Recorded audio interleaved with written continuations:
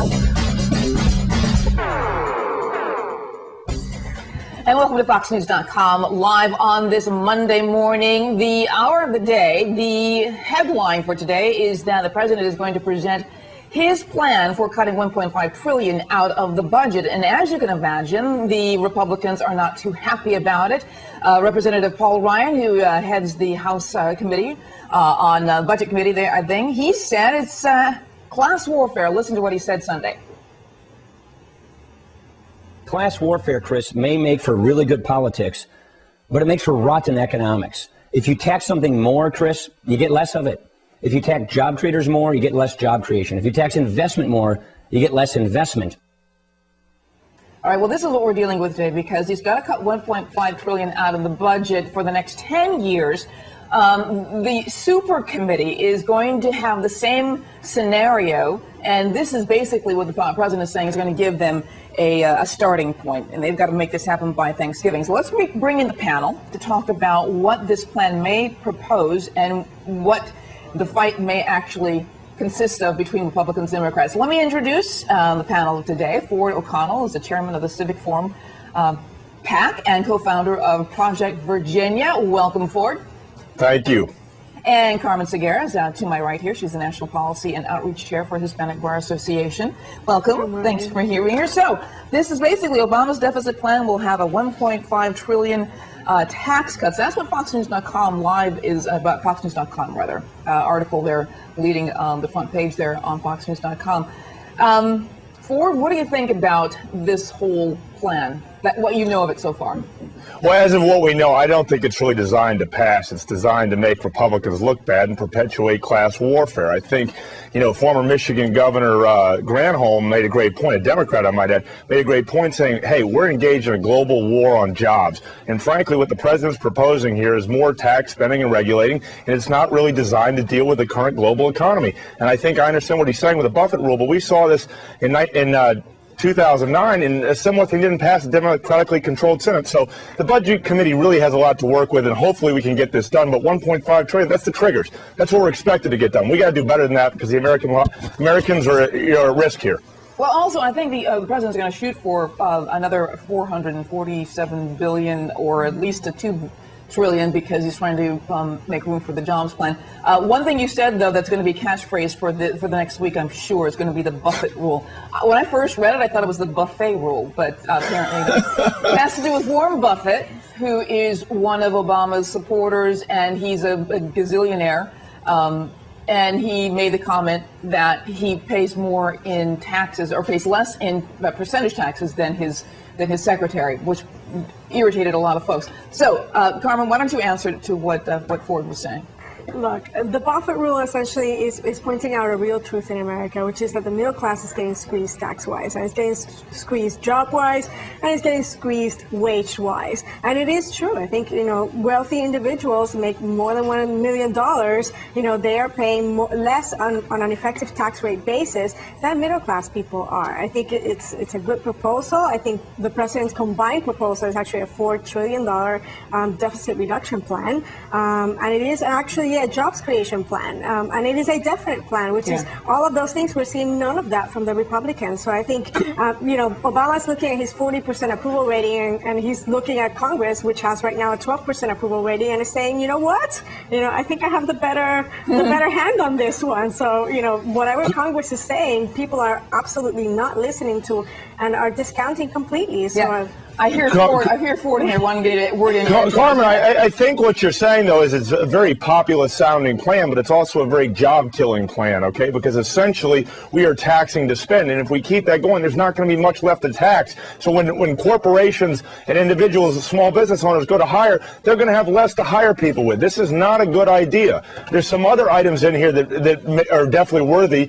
talking about tax code reform and closing the loopholes, but, taxing the wealthy who are actually hiring everybody so we can spend more is not really a great long-term plan. This is more of a political band-aid to win an election and not actually fix the situation. Okay, Ford, I got to ask you, though, because one of the numbers that we kept being bandied around about a year ago, even less than a year ago, was the $200,000 mark or the $250,000 mark.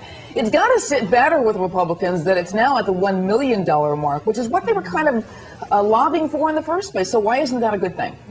This is definitely better than going after $250,000 because now you're really going after small business owners, which are the driving engine of the economy. I do think, though, at the same time, a lot of the millionaires are going to wind up being taxed more, and because they're part of corporations, which is where Mitt Romney was right. He was wrong to say that corporations are people, but they are comprised of people, and they're going to pass that along in the overhead, and we're going to see this in the hiring practices. This is going to look good initially, but it's a bad long-term plan. Yeah, I mean, Carmen, I think he makes a good point, and actually I had conversations with a couple of small business owners over the weekend, and both of them were in the camp of Obama must go kind of thing, because you're saying, listen, I pay Social Security tax, but the Social Security tax I pay that you see in your paycheck, I have to pay another one to the government, so I'm paying double. And so to tax the small business owners is probably going to end up reducing the middle class because they won't feel generous in employing people. Well, the truth of the matter is that the middle class is being reduced because big corporations are going abroad and are hiring abroad and are growing abroad.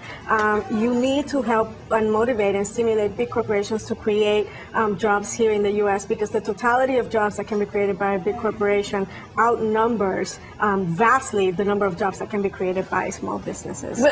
Carmen, you make a real good point about corporations going overseas and abroad. The reason for that is because there's no certainty in our tax code and there's no certainty in our regulations. I agree with you. We need to come up with a sort of post-Cold War ideology on how to deal with keeping jobs in America. We are engaged in a global war on jobs. As soon as the wall fell and the Cold War ended, 2 billion more people came online and were vying for decent wage jobs. We have to find a way to bring certainty in there because nobody's going to hire when they don't know what they're going to pay and they don't know how they're going to be regulated and further taxed. I agree with you, Carmen, to an extent. Now, I'm going to ask you something that came there's an editorial that appeared in the Chicago Tribune basically saying to Obama, it's better for you not to run.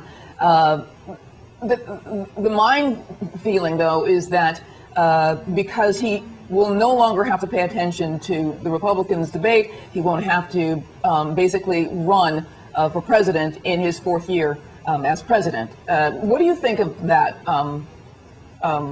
Ford? As sort of a solution to everything, and the fact that came out of a Chicago paper, his own hometown.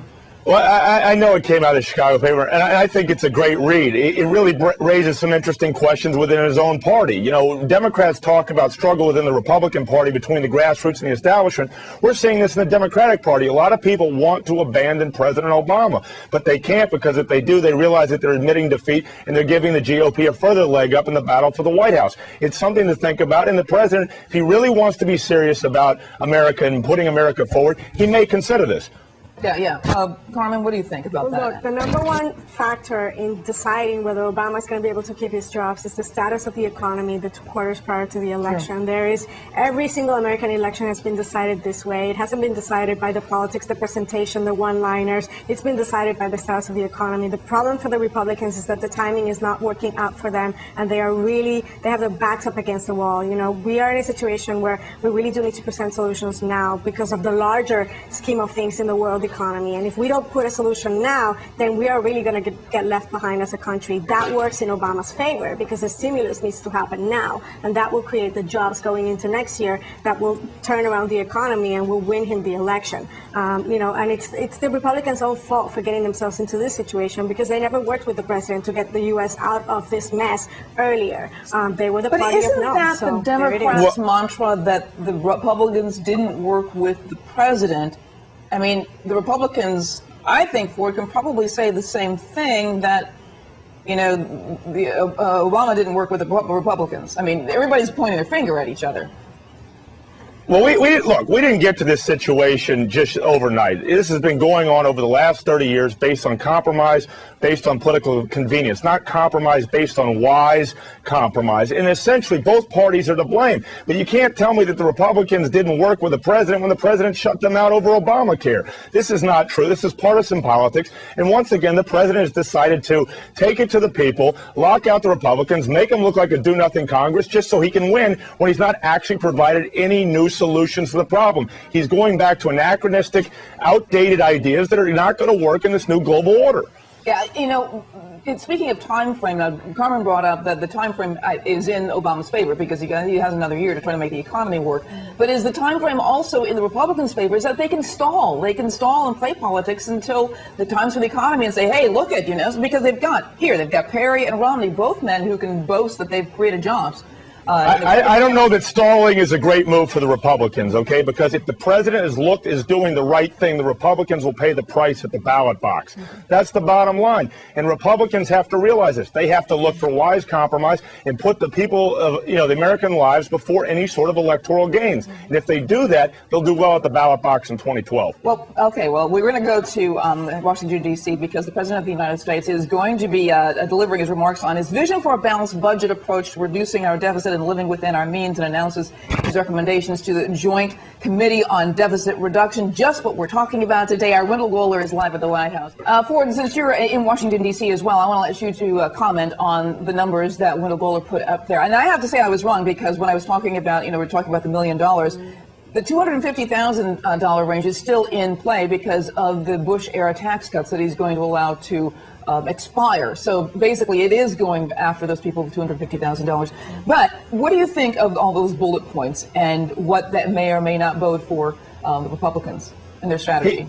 Again, I think that we have to really not dance around the problem with Social Security and Medicare. We really have to, instead of cutting around the edges, which is what the president proposes, we have to strengthen them and put them back. And with respect to the tax code, if we don't know when we're going to be taxed and when we're not going to be taxed, whether you're a corporation, a small business owner, or an individual, there's too much uncertainty, and you're always looking over your shoulder. We have to have certainty. And if you can go after tax code reform in a meaningful way, close those loopholes, and provide certainty, I think he's going to be a lot more successful. But this plan is not designed to pass. It's designed to win an election and make the Republicans look bad by making the GOP House look like a do-nothing Congress.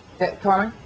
I think the plan could work as designed. Absolutely. Why not? And the thing is, it's very specific in the tax loopholes that it's seeking to cut in the way that it's looking to do it. I mean, it's mentioning, the private jets. It's mentioning, ticking all the right spots. Medicare cuts will be to both beneficiaries and providers, with beneficiaries paying in much later. But that's exactly why it's starting to look like a campaign strategy rather than a strategy to really reduce the deficit. Well, there's two things. I mean, is it a campaign strategy? Absolutely. Is it going to work? Yes, of course. But is it a realistic plan that if we implement it, we can see some progress? I think so. Yeah. And the question is really that two things. One, I don't think it goes far enough because, and I'll just use one example. You mentioned the private jets. Well, why not the yachts? You're talking about private plane ownership. I can see every private jet owner selling their plane and leasing it back and using the money to buy a yacht. It's like, right. Well, let's be honest. If jet owners and yacht owners were the only reason for this sort of deficit in the tax cut, I would run up to the Capitol Hill right now and say, all of you, give up your corporate jets. No, that's not going to change. That's not going to change $14.5 trillion. I mean, it really isn't. It's symbolic of the fact that, we have, since 1929, this is the biggest gap between those who have and those who have not. 46% of America's children live in poverty, and we have people who can afford to buy yachts and planes. And then we have to make choices. Let's just go for the 46 million children who live in poverty. And one of the leading indicators of a child living in poverty is there's not a father in the household. Now we get back to issues of morality and ethics because, from a black person's standpoint, it's like 70% of black children are born out of wedlock. This is the thing that drives people insane, is that you can't just look at the numbers, but the reasons behind the numbers are not always the things that are the best things to focus on. Yeah. And that's one of the issues. And I understand what you're saying, but one of the reasons why when you make these kinds of cuts, and you can both talk to this, is that you can't legislate the morality that motivates someone either to hire someone or not hire them, to increase their employee base or not to increase their employee base. They're going to be watching out after their own self-interest. Which is why you need to use money and the redistribution of taxes as an incentive. For example, one thing that's not on the table, it hasn't been put on the table by the Republicans or the Democrats, that should be on the table, is VAT tax. VAT taxes consumption. So you know what? If you go out and you spend a lot of money, you're going to pay a lot of money in taxes. But you just spend less money, then you're going to get. But then you get, but you're incentivizing people to do the right thing, which is to, on a personal level, to save money, and then you're not penalizing those families that have, we have 46 million children in poverty. They should not be paying taxes. They should be having more money available to buy better quality food for their kids. Yeah, Ford, answer some of this because I know that you're probably. Well, I think Carmen makes a good point about tax code reform. I think that we need to come up with a better system than what we have. But I will say this again: we have to remember we're in a global economy, and there's a lot of realities going around the world that are now starting to be felt in the United States. And the fact is that some people will just do the job because they want to live. And we have to recognize that there's some economic downturn elsewhere, and the fact that people will do it cheaper. If we want to bring jobs to America, we have to bring certainty to the tax code. And Carmen's definitely proposed one way to do it, but I think we need to be looking at more of that, more ways to bring about jobs and to bring about and better the lives of Americans through tax code reform, not dancing around the edges. We know that Social Security and Medicare are on their way to bankruptcy. How do we strengthen them to put it forward so that we have good benefits for the people and the jobs? I just don't know, and neither party's really going there yet. Well, and actually, you bring up a very good point because one of the articles in the Washington Post this morning talked about the Republican frontrunners and the difference between them, and that these are two men that are miles apart as far as East is from the West in terms of their